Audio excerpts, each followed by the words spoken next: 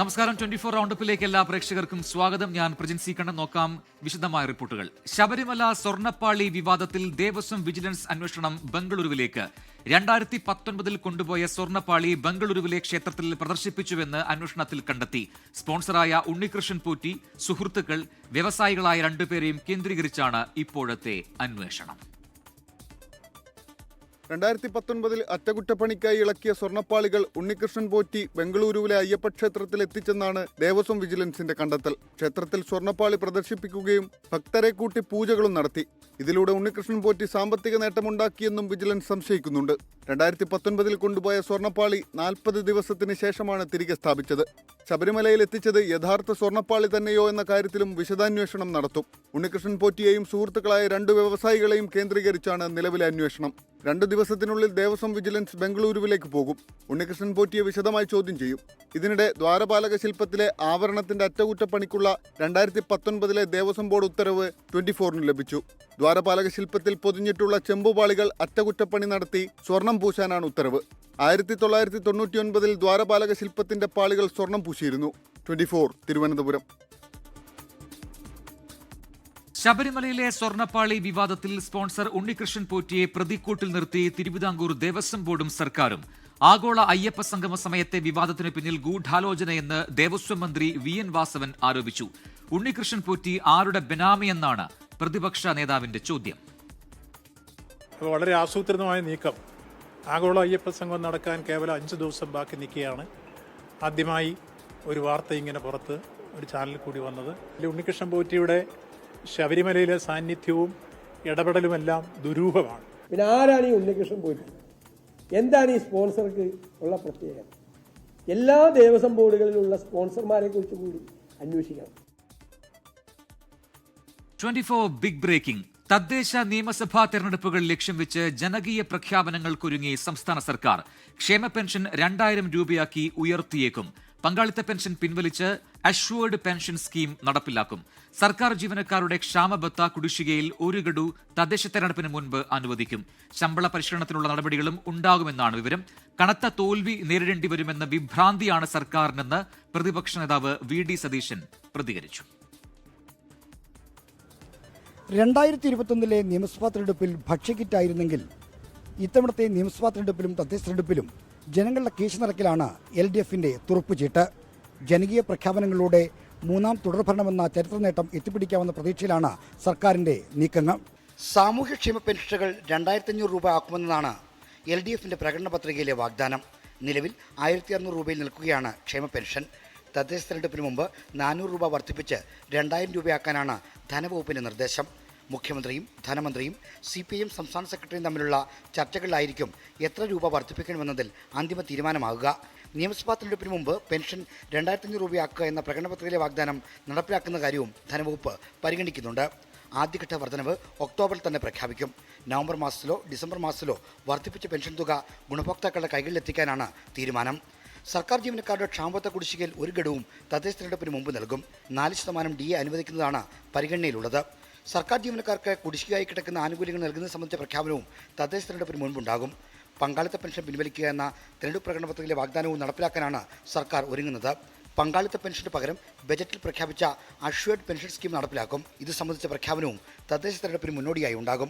സർക്കാർ ജീവനക്കാരുടെ ശമ്പള പരിഷ്കരണം സംബന്ധിച്ച പ്രഖ്യാപനവും ഉടൻ ഉണ്ടാകുമെന്നാണ് സൂചന.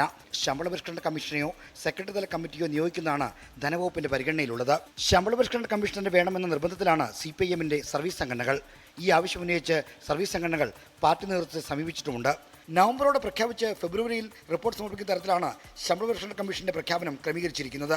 മറ്റ് ചെലവുകളെല്ലാം മാറ്റിവെച്ച് തെരഞ്ഞെടുപ്പ് വർഷത്തിൽ ക്ഷേമപ്രവർത്തനങ്ങളിൽ വൻ നിക്ഷേപം നടത്താനാണ് സർക്കാരിന്റെ നീക്കം. 2021 നിയമസഭാ തെരഞ്ഞെടുപ്പിൽ ക്ഷേമപ്രവർത്തനങ്ങളിൽ ലഭിച്ച വലിയ അംഗീകാരമാണ് ഈ ദിശയിൽ ചിന്തിക്കാൻ സർക്കാരിനെ പ്രേരിപ്പിക്കുന്നത്. തിരുവനന്തപുരത്ത് നിന്ന് R. ശ്രീജിത്ത്, 24. SNDP യോഗം ജനറൽ സെക്രട്ടറി വെള്ളാപ്പള്ളി നടേശനെ വേദിയിലിരുത്തി പുകഴ്ത്തി ഗവർണർ രാജേന്ദ്ര വിശ്വനാഥ് അർലേക്കറും ദേവസ്വം മന്ത്രി വി.എൻ. വാസവനും. 30 വർഷം തുടർച്ചയായി ഒരു സംഘടനയെ നയിക്കുക എന്നത് ചെറിയ കാര്യമല്ലെന്ന് ഗവർണർ പറഞ്ഞു. പകരക്കാരനില്ലാത്ത അമരക്കാരനാണ് വെള്ളാപ്പള്ളിയെന്ന് മന്ത്രി വി.എൻ. വാസവനും അഭിപ്രായപ്പെട്ടു. SNDP യോഗം ശിവഗിരി യൂണിയൻ മന്ദിരം ഉദ്ഘാടനം ചെയ്ത് സംസാരിക്കുന്നതിനിടെയാണ് ഗവർണറും ദേവസ്വം മന്ത്രിയും വെള്ളാപ്പള്ളി നടേശനെ പുകഴ്ത്തിയത്. 30 വർഷം തുടർച്ചയായ ഒരു സംഘടനയെ നയിക്കുക എന്നത് ചെറിയ കാര്യമല്ല. എല്ലാവരും ഒന്നിച്ചു നിൽക്കുകയും പ്രയത്നിക്കുകയും ചെയ്താൽ വിജയമുണ്ടാകുമെന്നും വെള്ളാപ്പള്ളി നടേശനെ പോലുള്ള നേതൃത്വം കേരളത്തിലുള്ളതിൽ അഭിമാനിക്കുന്നുവെന്നും ഗവർണർ പറഞ്ഞു. 13 years of long service, long. I pray to the God, Lord Shiva, and particularly Sri Narayan Guru, that Sri Nakeshan ji be blessed with long life and healthy life to serve all of us here. കുത്തഴിഞ്ഞ പുസ്തകം ചിട്ടയായി വെള്ളാപ്പള്ളി മാറ്റിയെടുത്തു. പകരക്കാരനില്ലാത്ത അമരക്കാരനാണ്. ഇങ്ങനെ ഒരു general secretary മറ്റൊരു സംഘടനയ്ക്കും കാണില്ലെന്ന് മന്ത്രി VN Vasavan. പുസ്തകം കുത്തിക്കെട്ടി കൃത്യമായി എല്ലാവർക്കും വായിക്കാൻ കഴിയുന്ന രൂപത്തിലേക്ക് ചിട്ടയാക്കി മാറ്റിയെടുത്തു എന്നുള്ളതാണ്. അതുകൊണ്ട് തന്നെയാണ് അദ്ദേഹം പകരക്കാരില്ലാത്ത അമരക്കാരൻ എന്നെല്ലാവരും വിശേഷിപ്പിക്കും. നല്ല വാക്കു പറഞ്ഞതിൽ സന്തോഷമെന്ന് പറഞ്ഞ വെള്ളാപ്പള്ളി നടേശൻ ഒരുപാട് മോശം വാക്കുകൾ പറഞ്ഞ ഇടമാണ് വർക്കലയെന്ന് പ്രതികരിച്ചു.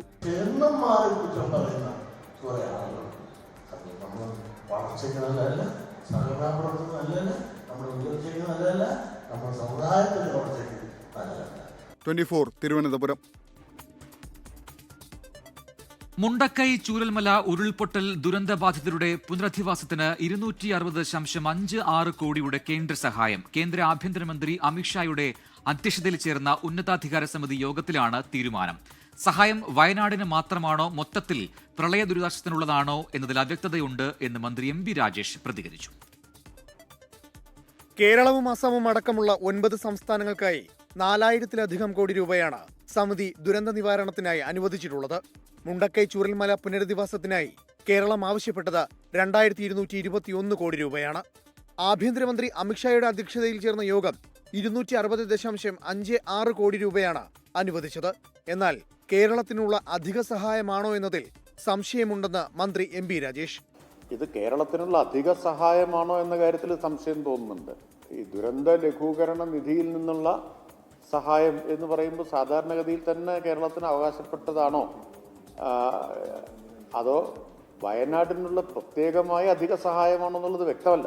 തിരുവനന്തപുരം ഉൾപ്പെടെയുള്ള രാജ്യത്തെ 11 നഗരങ്ങളിലെ വെള്ളപ്പൊക്ക ദുരന്ത നിവാരണത്തിനും ഉന്നതതല സമിതി തുക അനുവദിച്ചിട്ടുണ്ട്. 2444 കോടി രൂപയുടെ പ്രത്യേക പദ്ധതിയുടെ ഭാഗമായാണിത്. Urban flood risk management programme എന്നതാണ് ഈ പദ്ധതിയുടെ പേര്. ഈ പദ്ധതിയുടെ 2ാമത്തെ ഘട്ടത്തിലാണ് തിരുവനന്തപുരത്തെ ഉൾപ്പെടുത്തിയിരിക്കുന്നത്. എന്നാൽ എത്ര തുകയാണ് തിരുവനന്തപുരത്തിനായി നീക്കിവച്ചിരിക്കുന്നതെന്ന് വ്യക്തമല്ല. 9 സംസ്ഥാനങ്ങൾക്കായി 4645 കോടി രൂപയാണ് അനുവദിച്ചത്. 24 ഡൽഹി. ഭക്തി നിർവൃതിയിൽ കൊല്ലൂർ ശ്രീ മൂകാംബിക ക്ഷേത്രത്തിൽ നവരാത്രി മഹോത്സവം. ആയിരക്കണക്കിന് ആളുകളാണ് മഹാനവമി നാളിൽ ദർശനം തേടി കൊല്ലൂരിലെത്തിയത്. വിജയദശമി ദിനമായ നാളെ പുലർച്ചെ മുതൽ വിദ്യാരംഭ ചടങ്ങുകൾ തുടങ്ങും. നവരാത്രി കാലം കൊല്ലൂർ മൂകാംബിക സന്നിധിയിൽ ഭക്തർ നിറയുന്ന കാലമാണ്. ക്ഷേത്രം കർണാടകത്തിലാണെങ്കിലും ദർശനപുണ്യം തേടിയെത്തുന്നതേറെയും മലയാളികളാണ്. കാലത്തുഷപ്പൂജയോടെ ഇന്നത്തെ മഹാനവമി ചടങ്ങുകൾ തുടങ്ങി. വിശേഷാൽ പൂജകളും ചണ്ഡികാ ഹോമവും കഴിഞ്ഞ് മഹാനവമി ദിനത്തിലെ സവിശേഷ ചടങ്ങ് തുടങ്ങി. രഥോത്സവം. പുഷ്പരഥത്തിൽ മൂകാംബിക അമ്മയുടെ വിഗ്രഹം എഴുന്നള്ളിക്കുന്നതാണ് ഈ പ്രത്യേക ചടങ്ങ്.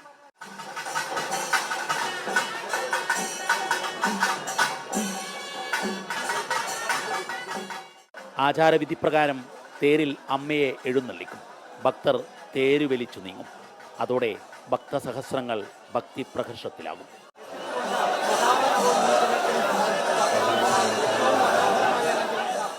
നാളെ വിജയദശമി നാളിൽ പുലർച്ചെ തുടങ്ങുകയാണ് വിദ്യാരംഭം.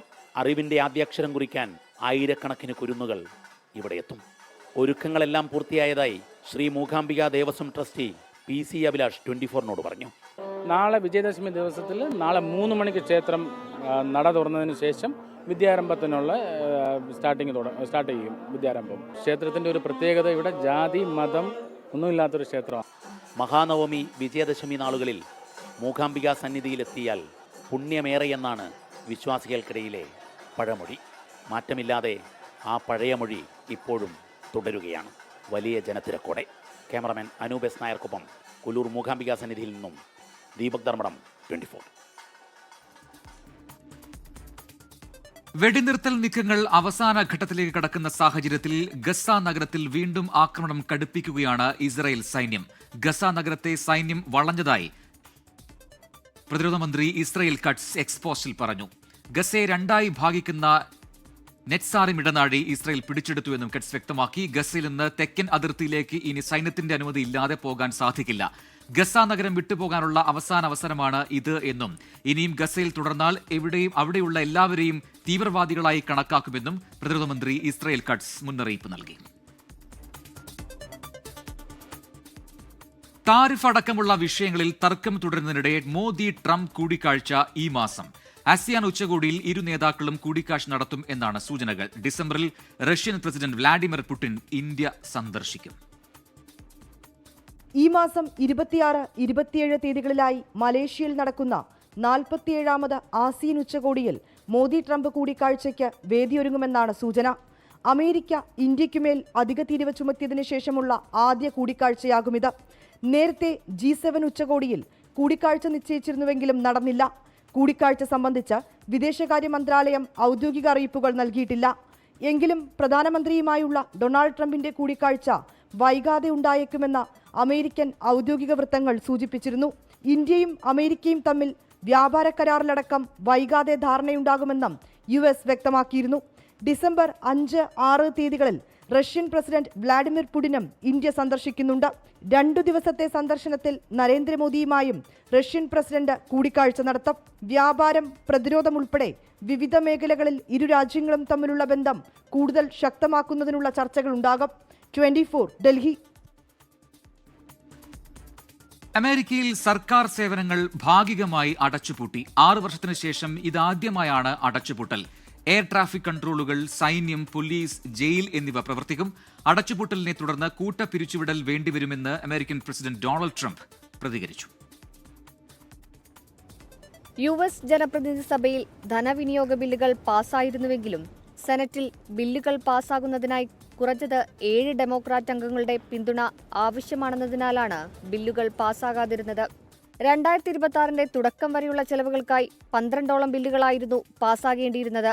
ബില്ലിൽ ആരോഗ്യ സേവന മേഖലയ്ക്കുള്ള ഒബാമ കെയർ സബ്സിഡികൾ ഉറപ്പാക്കണമെന്ന് ഡെമോക്രാറ്റുകൾ നിർദ്ദേശിച്ചതാണ് കല്ലുകടിയായത്. ഷട്ട്ഡൌൺ ഒഴിവാക്കാനായി തിങ്കളാഴ്ച പ്രസിഡന്റ് ഡൊണാൾഡ് ട്രംപ് ഡെമോക്രാറ്റുകളുമായി നടത്തിയ ചർച്ച ധാരണയിലെത്താതെ പിരിഞ്ഞിരുന്നു. സർക്കാർ ജീവനക്കാരുടെ കൂട്ടപ്പിരിച്ചുവിടൽ വേണ്ടിവരുമെന്ന് ട്രംപ് വ്യക്തമാക്കി. ജീവനോ സ്വത്തിനോ സംരക്ഷണം നൽകാത്ത സേവന രംഗങ്ങളിൽ പ്രവർത്തിക്കുന്നവരോട് അവധിയിൽ പ്രവേശിക്കാൻ ആവശ്യപ്പെട്ടിട്ടുണ്ട്. മ്യൂസിയങ്ങളും സ്മാരകങ്ങളും ദേശീയ പാർക്കുകളും അടച്ചുപൂട്ടി. വിമാനങ്ങൾ വൈകുന്നതിനാൽ ഇന്നു മുതൽ യാത്രകൾ വൈകും. മെഡികെയർ, US പോസ്റ്റൽ സേവനങ്ങൾ എന്നിവ തടസ്സപ്പെടും. Air traffic controller, secret service, FBI, immigration and enforcement ഓഫീസർമാർ, ജയിൽ ജീവനക്കാർ, ഗതാഗതം, സൈനികർ, ട്രംപിന്റെ സഹായികളായ ജീവനക്കാർ എന്നിവരെല്ലാം അവശ്യ സേവനങ്ങളിൽ പെടുന്നതിനാൽ പ്രവർത്തനക്ഷമമായിരിക്കും. ട്രംപിന്റെ ആദ്യ ടൈമിൽ 2018 ഡിസംബർ മുതൽ 35 ദിവസം നീണ്ട സർക്കാർ ഷട്ട്ഡൌൺ നടന്നിരുന്നു.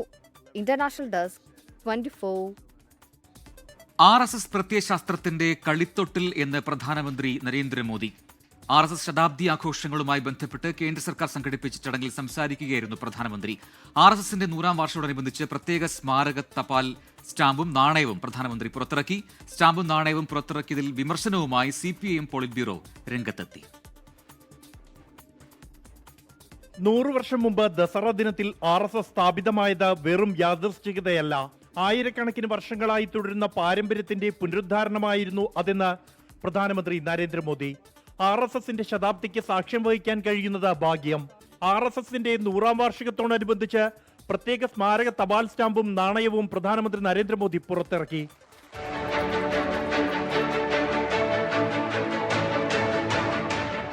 രാഷ്ട്രചിഹ്നത്തിന് മറുവശത്തായി ഭാരതാംബയുടെ ചിത്രം ആലേഖനം ചെയ്തതാണ് 100 രൂപ നാണയം. RSSന്റെ മുദ്രാവാക്യവും നാണയത്തിൽ രേഖപ്പെടുത്തിയിട്ടുണ്ട്. നാണയവും സ്റ്റാമ്പും RSS രാഷ്ട്രത്തിന് നൽകിയ സംഭാവനകളെ എടുത്തു കാണിക്കുന്നതാണെന്നും ഇന്ത്യയുടെ ചരിത്രത്തിൽ ആദ്യമായാണ് ഭാരതമാതാവിന്റെ ചിത്രം ഒരു നാണയത്തിൽ ആലേഖനം ചെയ്യുന്നതെന്നും പ്രധാനമന്ത്രി പറഞ്ഞു. RSS സർക്കാര്യവാഹക് ദത്തത്രേയ ഹൊസബലെ, കേന്ദ്ര സാംസ്കാരിക മന്ത്രി ഗജേന്ദ്ര സിംഗ് ഷെഖാവത്ത്, ഡൽഹി മുഖ്യമന്ത്രി രേഖ ഗുപ്ത എന്നിവരും ചടങ്ങിൽ പങ്കെടുത്തു. 24 ഡൽഹി. RSSന്റെ 100ാം വാർഷികത്തിൽ സ്റ്റാമ്പും നാണയവും പുറത്തിറക്കിയ കേന്ദ്ര സർക്കാർ നടപടിയെ വിമർശിച്ച് മുഖ്യമന്ത്രി പിണറായി വിജയൻ. സ്വാതന്ത്ര്യസമര സേനാനികളുടെയും മതേതര ഏകീകൃത ഇന്ത്യയുടെയും ഓർമ്മകൾക്ക് നേരെയുള്ള ആക്രമണമെന്ന് മുഖ്യമന്ത്രി വിമർശിച്ചു.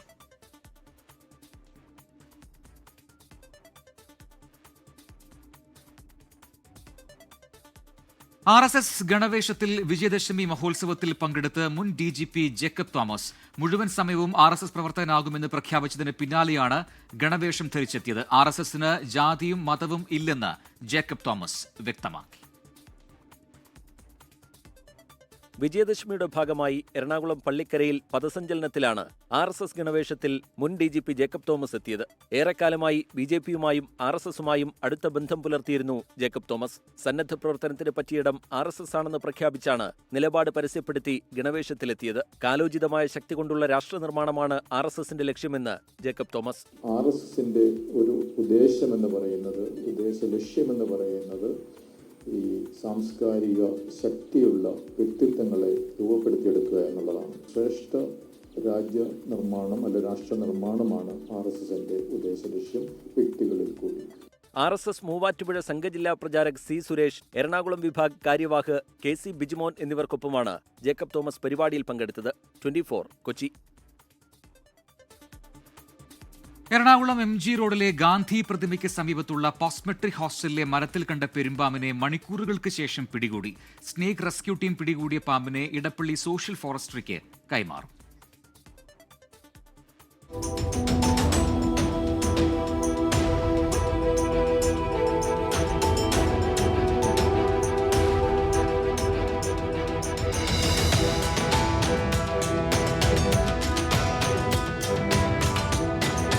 രാവിലെ 9:30 മുതൽ വാഗമരത്തിന്റെ ചില്ലയിൽ കയറിയിരുന്ന പെരുമ്പാമ്പ് 10 മണിക്കൂറിന് ശേഷം താഴെ വീണു.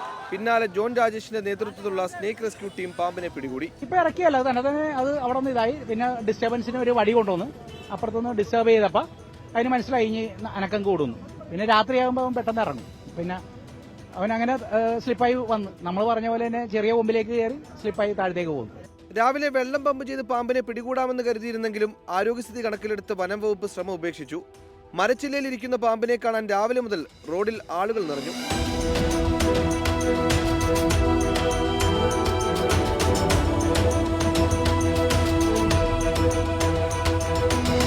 ഇന്നലെ മുതൽ പ്രദേശത്ത് മലമ്പാമ്പിനെ കണ്ടിരുന്നു. പോസ്റ്റ്മെട്രിക് ഹോസ്റ്റലിലെ കാട് വൃത്തിയാക്കാൻ നടപടികൾ സ്വീകരിക്കുമെന്ന് TJ വിനോദ് വ്യക്തമാക്കി. 24 കൊച്ചി. നോക്കാം ചില വാർത്തകൾ ചുരുക്കത്തിൽ. കേന്ദ്ര സർക്കാർ ജീവനക്കാർക്കും പെൻഷൻകാർക്കും ക്ഷാമബത്ത 3% വർദ്ധിപ്പിച്ചു. തീരുമാനത്തിന് കേന്ദ്ര മന്ത്രിസഭയുടെ അംഗീകാരം. വർധനവിന് 2025 ജൂലൈ 1 മുതൽ മുൻകാല പ്രാബല്യം. GST പരിഷ്കാരത്തെ തുടർന്നുണ്ടാകുന്ന അധിക ബാധ്യത മറികടക്കാൻ പൂജാ ബമ്പറിൽ സമ്മാനങ്ങൾ വെട്ടിക്കുറച്ചു. 1,85 ലക്ഷം രൂപയുടെ സമ്മാനങ്ങളാണ് കുറച്ചത്. ഒന്നാം സമ്മാനത്തിനും രണ്ടാം സമ്മാനത്തിനും തുകയിൽ മാറ്റമില്ല. എന്നാൽ മൂന്നാം സമ്മാന തുക പകുതിയായി കുറച്ചു. 10 ലക്ഷം രൂപയായിരുന്ന സമ്മാനത്തുക 5 ലക്ഷം രൂപയായി കുറച്ചു. കരൂർ ദുരന്തത്തിന്റെ പശ്ചാത്തലത്തിൽ വിജയുടെ സംസ്ഥാന പര്യടനം 2 ആഴ്ചത്തേക്ക് മാറ്റി. അപകടത്തിൽ തന്റെ നേതൃത്വത്തിൽ ഗൂഢാലോചനയുണ്ട് എന്ന തമിഴക വെട്രിക്കഴകത്തിന്റെ വാദം MLAയും DMK നേതാവുമായ സെന്തിൽ ബാലാജി തള്ളി. കൊച്ചി തീരത്ത് നിന്ന് മീൻപിടുത്തത്തിന് പോയ വള്ളത്തിൽ കപ്പലിടിച്ചു. പ്രത്യാശ എന്ന വള്ളത്തിലാണ് കപ്പലിടിച്ചത്. അപകടത്തിന്റെ ദൃശ്യങ്ങൾ 24 ലഭിച്ചു. സ്വർണ്ണവിലയിൽ വീണ്ടും റെക്കോർഡ് വർധന. രാവിലെ പവന് 880 രൂപ വർദ്ധിച്ച് 87,000-ലെത്തിയ സ്വർണ്ണവില ഉച്ചയോടെ വീണ്ടും കൂടി. പവന് 440 രൂപയാണ് ഉച്ചയ്ക്ക് ശേഷം കൂടിയത്. ഒരു പവൻ സ്വർണത്തിന് 87,440 രൂപയാണ് നിലവിലെ വില. രാഹുൽ ഗാന്ധിക്കെതിരായ കൊലവിളി പരാമർശത്തിൽ BJP നേതാവ് പ്രിന്റു മഹാദേവിനെ തള്ളി സംസ്ഥാന അധ്യക്ഷൻ രാജീവ് ചന്ദ്രശേഖർ. പ്രസ്താവനയോട് യോജിക്കുന്നില്ലെന്നും പ്രിന്റുവിന്റേത് പാർട്ടി നിലപാട് അല്ലെന്നും രാജീവ് ചന്ദ്രശേഖർ. സർക്കാർ അനുകൂല നിലപാട് സ്വീകരിച്ച NSS general secretary G. Sukumaran നായർക്കെതിരെ വീണ്ടും പ്രതിഷേധം. നെയ്യാറ്റിൻകരയിലാണ് ഫ്ലക്സ് സ്ഥാപിച്ച ശേഷം NSS കരയോഗാംഗങ്ങൾ നാമജപ പ്രതിഷേധം നടത്തിയത്.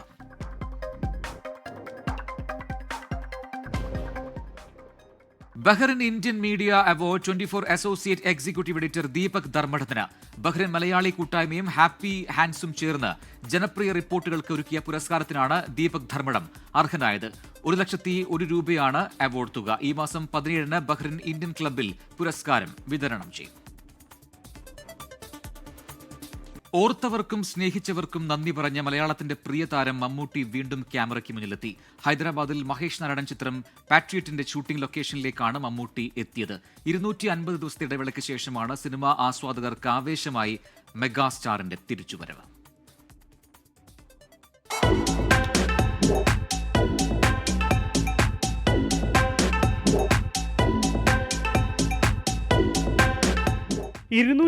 ദിവസം നീണ്ട കാത്തിരിപ്പ്.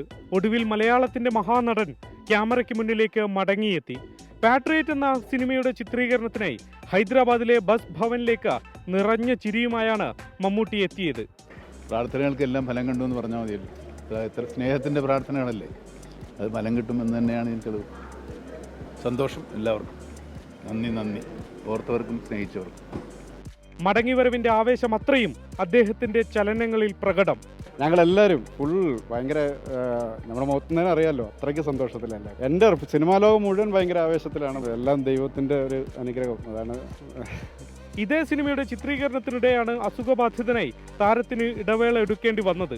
ഷൂട്ടിംഗ് എന്തായാലും കണ്ടിന്യൂ ചെയ്തുകൊണ്ടിരിക്കുകയാണ്. നമുക്ക് എന്തായാലും ഒരു 45-50 ദിവസത്തോളം ഞങ്ങളിവിടെ ഉണ്ടായിരുന്നു. അതിനുശേഷമാണ് അദ്ദേഹം കുറച്ച് ബ്രേക്ക് എടുത്ത് ഇവിടെ ഒരു 6 ദിവസം, അത് കഴിഞ്ഞാൽ UK ഷിഫ്റ്റ് ചെയ്യും. മോഹൻലാൽ, ഫഹദ് ഫാസിൽ, നയൻതാര തുടങ്ങി വൻ താരനിര അടങ്ങുന്നതാണ് ചിത്രം. നാളെ സിനിമയുടെ ടീസർ പുറത്തിറങ്ങും. വിവിധ ഭാഷകളിൽ പ്രമുഖർ ചേർന്നാണ് teaser പുറത്തിറക്കുക.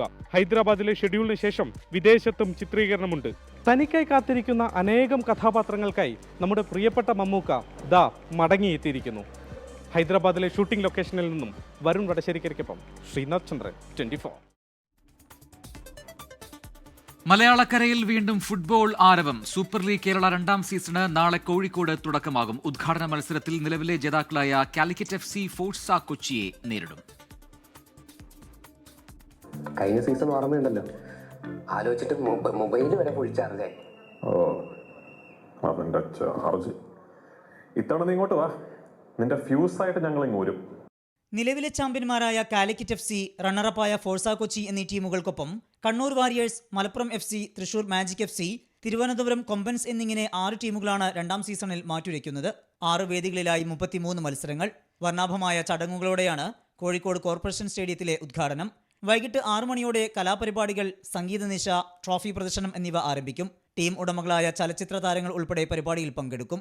Obviously, people who come to stadium will see it live, but ആർക്കെങ്കിലും സ്റ്റേഡിയത്തിൽ വരാൻ പറ്റുന്നില്ലെങ്കിൽ then you always have a television or a digital platform. Sports.com is going to be absolutely free of cost. FIFA അംഗീകരിച്ച സഹോ എന്ന പന്താണ് ഇത്തവണ ലീഗിന് ഉപയോഗിക്കുന്നത്.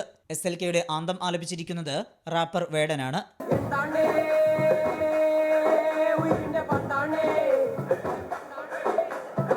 എന്ത് കളി, പന്ത് കളി, കാലം പലതും കണ്ട കളി.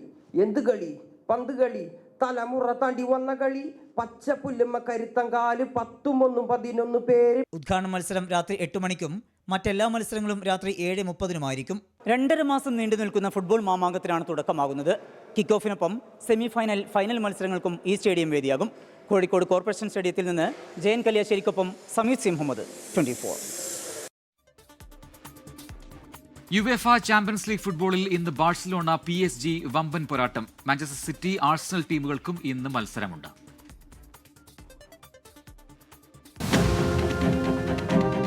ബാഴ്സലോണയിലെ ഒളിമ്പിക് സ്റ്റേഡിയത്തിലെ പച്ചപ്പുല്ലിൽ നിന്ന് തീ പിടിക്കും.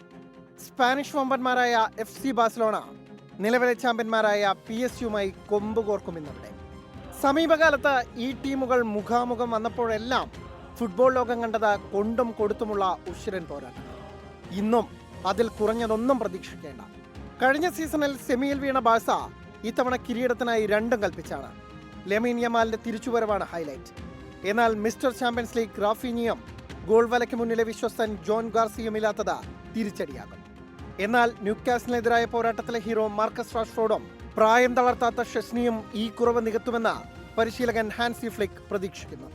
പരിക്ക് കൂടുതൽ പ്രതിസന്ധിയിലാക്കിയിരിക്കുന്നത് PSG-യാണ്.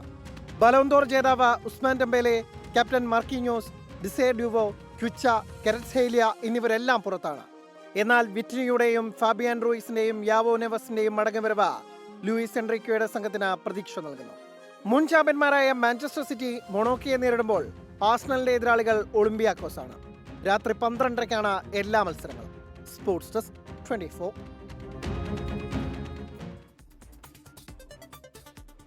24 റൗണ്ട് പൂർത്തിയാവുന്നു. നമസ്കാരം. ലോകത്തെവിടെയായാലും ഏത് സമയത്തും 24 വാർത്തകളും ഓഗ്മെന്റഡ് റിയാലിറ്റി പാക്കേജുകളും എക്സ്പ്ലെയിനറുകളും വിശദമായി കാണാൻ ഞങ്ങളുടെ യൂട്യൂബ് ചാനൽ നിങ്ങൾക്ക് സബ്സ്ക്രൈബ് ചെയ്യാം.